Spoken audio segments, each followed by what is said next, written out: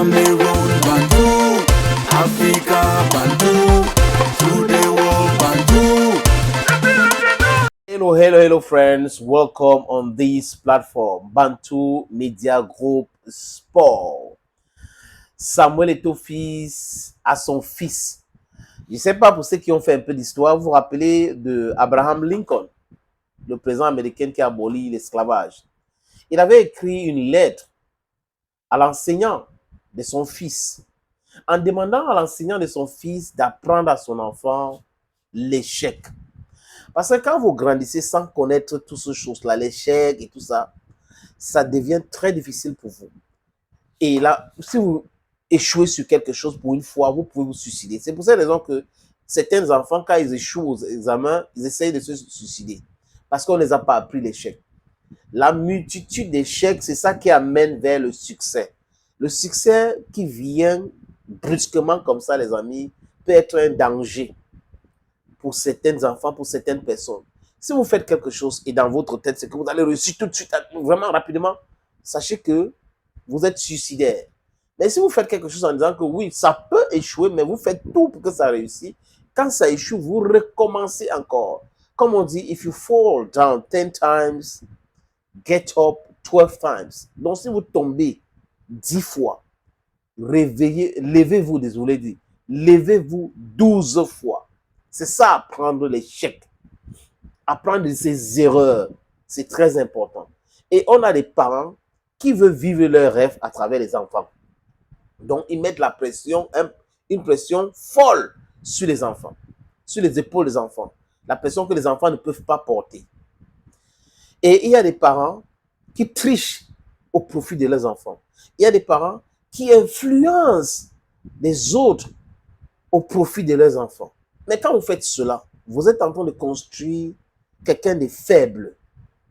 Mais si vous voulez construire quelqu'un de solide, mentalement solide, quelqu'un qui peut vous remplacer dignement si vous n'êtes pas là, vous devrez tout simplement conseiller et accompagner l'enfant et laisser l'enfant s'exprimer et laisser l'enfant choisir ce qui est bien pour lui et laisser l'enfant grandir.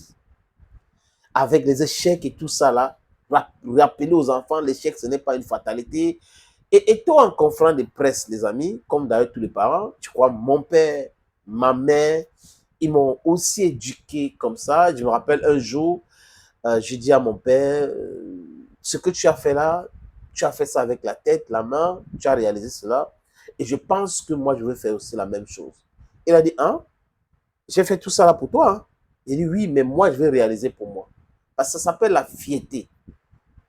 Ah, et les amis, humblement, j'ai pu réaliser certaines des choses que j'ai réalisées avec l'effort personnel. Vous comprenez un peu, les amis? Donc, c'est ça la vie.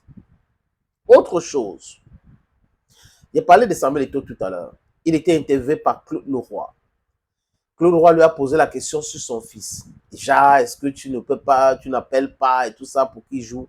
Et toi, il a dit non. Il a dit à son fils, tout ce que tu as besoin, tu as ça. Si tu veux voyager, tu peux voyager partout dans le monde. Il n'y a pas de problème.